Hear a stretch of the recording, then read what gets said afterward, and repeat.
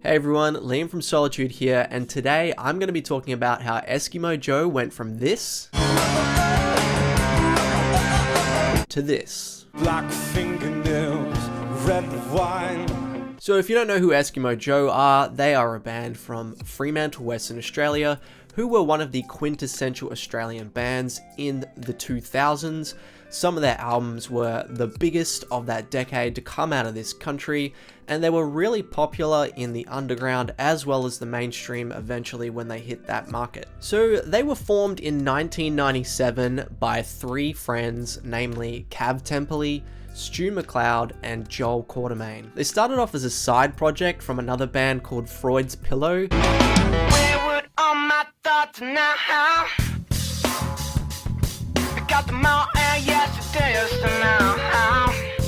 This band had Cav and Joel in it, and Cav was a friend of Stu. They grew up as neighbours and went to the same schools as children. So Cav and Joel competed in this national band campus competition in the mid-90s with their act Freud's Pillow, and they actually came second. The year after, they wanted to compete again and get to the top this time, so they went with their side project Eskimo Joe and wrote novelty songs specifically to catch the eye and ears of the judges. So their first official show as Eskimo Joe was actually in the heats of this national band competition for campus and university students. And with these catchy pop rock songs like Sweater behind them that kind of sounded similar to, I would say, like Jebediah and Custard, they rose to the top to win that competition of that year. And of course the prize was playing at a great festival in Brisbane called Livid, and a recording session where they happened to record their first EP, which was also called Sweater. They would then be picked up by Triple J by the presenter Jane Gazzo,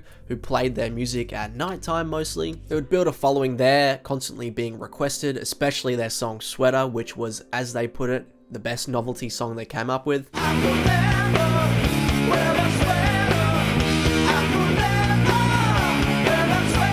And in 1998, with all this success, they hit the Triple J Hottest 100, and they were seemingly one of the more popular up-and-coming bands, especially from Western Australia. In 1999, they backed it up with their second EP, this one called just Eskimo Joe, which had successful songs on it such as Ruby Wednesday and Turn Up Your Stereo, both charting in the Hottest 100 of 1999. They were then courted by the label Modular, and signed a deal with them to record albums. This was the catalyst for them to change their sound up a bit and move away from this cheesy, corny, pop rock sound that they were going with into more of a mature direction, which was influenced by some of their favorite artists such as the Pixies, the Beatles, and of course Grandaddy. At this time they were also getting really sick of the song Sweater, because as they put it, it was becoming bigger than the band and the novelty was really wearing off for them. And when they recorded all their songs for their debut album, they presented it to the label, only for the label to come back and say, hey, we think that you need to write a couple more songs that need to be the singles. Obviously they were shocked to hear this, and they were given the time frame of a weekend to write 2 new songs which had to be their singles,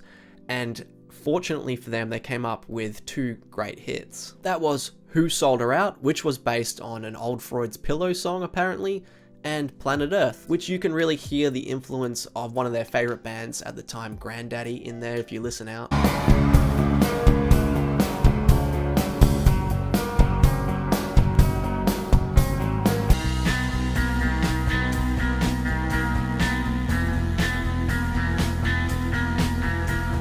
And Wake Up was also used as their debut single from this album too, which was a pretty successful release. These 3 singles all charted in the Hottest 100, and the release of their album was seen to be as a success. Despite this though, their label Modular actually dropped them, and Eskimo Joe were then courted by Mushroom, to which they signed a deal with. And in 2004, they began work on their second album. They continued to mature their sound, using more acoustic guitar and piano this time around, and with great results, as their second album, which came out in 2004 called A Song Is a City, went 2 times platinum, and some of the songs that they released as singles off this album went on to be huge hits that year, and some of the most quintessential Eskimo Joe songs. And Cav, the main lyric writer in the band, this time around said that he wanted to focus more on life growing up in Fremantle, the people he knew and the things that he loved, and the results came out perfectly, as it was a very heartfelt album and a release that a lot of people connected with. The biggest song that came out of this album obviously was From the Sea.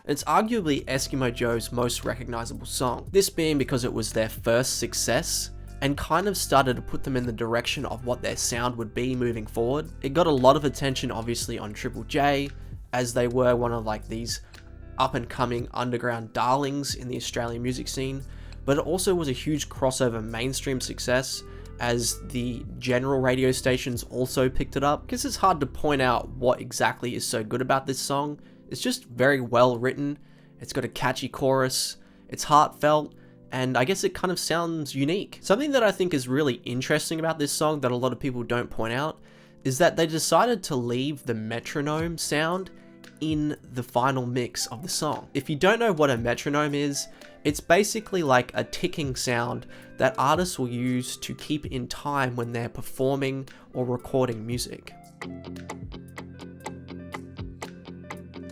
So usually they're just playing to this in the background, and then when they mix the song to get it ready for release, they'll take the metronome out because it's seen to be as a distraction to the listener. But for whatever reason, they decided to keep the metronome sound in the final mix, and it ended up being like one of the most iconic parts of the song. The ticking sound, it almost sounds like a clock, and I guess it brings that feel of time and pressure and intensity and anxiety that the song is trying to portray. I cannot think of any other song, especially as successful as this one, that uses a metronome in its final mix to great effect. So the song peaked at 33 on the ARIA charts, and also hit number 3 in the Hottest 100 of 2004, and other singles like Smoke and Older Than You also did quite well that year too. And in 2005, they would win their first ARIA award for Best Group. The ARIA awards themselves though would become the next catalyst to mature their sound in another direction. Cav explains in interviews quite regularly that in around 2004 and 2005, they felt like they were going to the ARIA Awards and constantly losing to one band in particular, and that was Jet. Of course, Jet had recently put out their debut album, Get Born, and had a massive song, Are You Gonna Be My Girl, which was all over the place. And he said that when he saw Jet get up there and win every award at the ARIAs, they looked like rock stars and they looked badass, and he wanted to just emulate that. So he and the band wanted to shed this sort of like boy next door image and become true rock stars. So they dyed their hair black, bought leather jackets. They started to think about things that rock stars would write music about. And when playing a live show for his solo music and testing out some new Eskimo Joe material, Cav would go to the bathroom with a glass of wine and black fingernails painted and come up with the lines of his next debut lead single, Black Fingernails Red Wine, by just simply looking at his black fingernails and then his red wine. Black fingernails, red wine. So when the band got back together to record their third album, this time around they thought they'd self-produce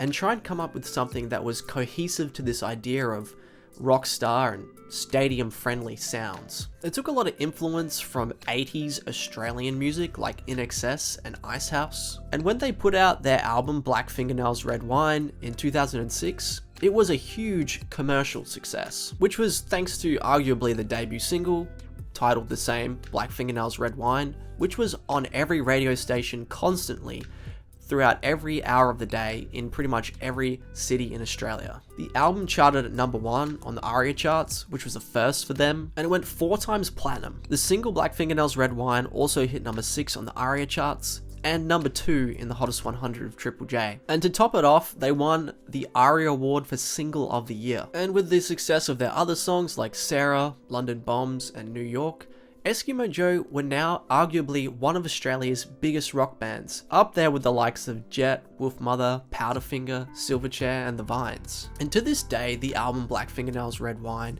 is still regarded as probably their best, definitely their most successful, and arguably their most recognizable album. Of course, the song Black Fingernails Red Wine too is still very well respected. Something about the song I can't quite explain, but the lyrics are very kind of cryptic, and it's interpretable and mysterious, and it just fits that kind of stadium rock bravado in a good way. And with the success of Black Fingernails Red Wine behind them, they toured Australia relentlessly. They also went overseas to tour it, and had a bit of success over there, but they never really broke out into the American and Europe markets, unfortunately for them. And while they were overseas doing some of these shows, they were inspired by some of the events that happened while they were in New York that would lead them to make their next lead single, Foreign Land. So they happened to be playing shows in New York the day that Heath Ledger also died there. And of course, Heath Ledger was arguably the most famous Australian actor, also from Western Australia, like the band were. And when they were talking to press,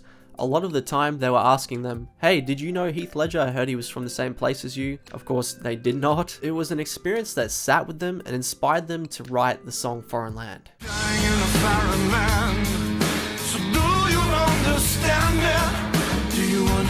Hearing the story about how a famous person that they knew of from their same hometown had died suddenly and at the time mysteriously was probably quite frightening and confronting, but what came out of it with this song Foreign Land was their next big success. Foreign Land used a sample of a Middle Eastern wind instrument as well, which was quite different for its time. I guess it kind of helped the band move in this new direction they wanted to go, which was more experimental, but still with that stadium rock bravado behind them. And the lead single Foreign Land from their fourth album, Inshallah, was a pretty big success. It hit 13 on the ARIA charts and hit around the middle of the hottest 100 of that year too. Despite the success of their lead single though, many of the other singles from this fourth album did not really do as well, and it kind of showed a little bit of the future for Eskimo Joe here, with I think their popularity beginning to kind of wane around this point. Now, I personally still really like this album, even though it probably wasn't received as well in the mainstream here in Australia, and people don't look back as much on this album as they do with Black Fingernails Red Wine.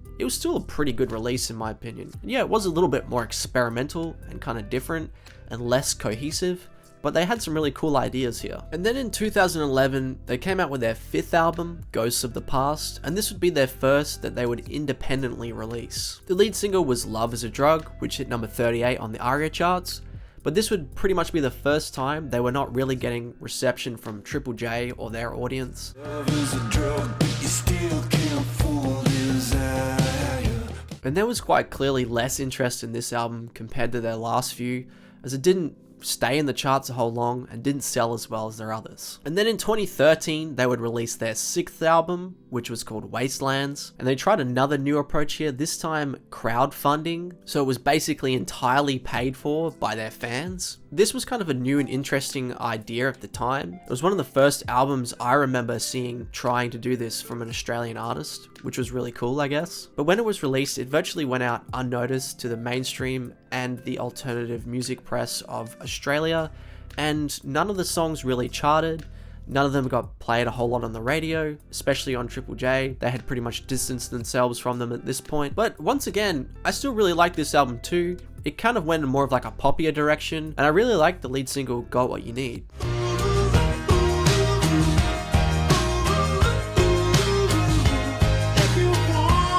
But with the reception to this album, Eskimo Joe knew that they pretty much did not have the interest that they needed to keep going, and they stopped releasing albums from this point. They've been really quiet with releasing stuff since then, but still playing the odd shows here and there. They've put out a few songs over the last sort of 10 years, but I don't think that they're looking at making releases of albums and EPs, as I think they just know that there's not really any point in doing that in this modern day and age, and there's just not enough interest in them putting out like a whole album. But to top things off for them, in 2021, they were invited to perform at the AFL Grand Final, which was being held in Perth due to COVID reasons, as they're normally being held on the MCG in Melbourne. And they were part of like this super performance with all these famous West Australian artists, which was received really well.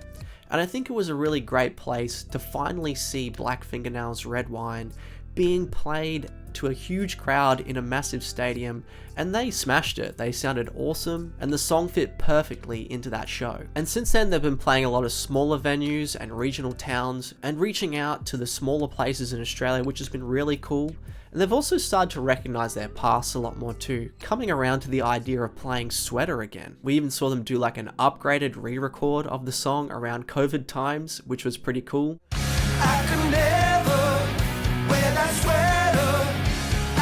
And now they've been kind of playing it as like a final song to move towards their encore in a lot of their shows recently, which is like a nice little novelty for old time fans. So how did they get their success, and what was it that they did that helped them to become one of the biggest Australian bands in the 2000s? And what's their legacy to this day? Well, I would personally put it down to really smart songwriting choices. See, when they started, they made deliberate efforts to specifically write songs to catch the attention of the judges of the National Band Campus competition. A very smart decision to get their foot in the door as a local up-and-coming band. And from that point, they basically did not have to do any of the groundwork as a local band playing small venues. They just got noticed straight away and were suddenly supporting bigger bands and growing an audience quickly. They then knew to pivot so that they weren't doing novelty stuff and getting bogged down as an immature artist. And when their first two albums, Girl and A Song Is the City, came out, they were releasing music that was more mature sounding, and their fans were still appreciating. They weren't too far distance from that sort of sweater sound, but those who were growing older and their music tastes were maturing as well were appreciating this sound. And when they decided to do another pivot towards a rock star image and sound in the mid-2000s, it could have been seen as a big risk looking back. You know, it really could have fallen flat, and they could have copped a lot of flack for changing their image and sound, which fortunately for them did not happen, essentially because they wrote great songs and they were great artists. See, sometimes it can be really obvious when artists make deliberate attempts to change and to fit a scene, and it can kind of come through as being insincere, but really the way to cut through that is to get to the heart of the art itself. And for them, it was the songs. And they knew that if they would write great songs, people would accept this change of image they were going for, which they did. And every song on that Black Fingernails Red Wine album is essentially a banger. And I would also say a big reason why they stayed so successful for so long and are still a band to this day is because they certainly looked like they just were great friends for so many years. And bands talk about this time and time again, but essentially if you want to be a successful band, you've really got to be friends with the people that you're in a band with. They certainly come across to me as just three mates from Fremantle who grew up together, know how to joke around and have fun, and that really comes out in the songs they write and the performances they make. So their lasting legacy is also quite interesting because even though they were one of the most popular bands in the 2000s of Australia, I don't really remember their music as being super influential or anything.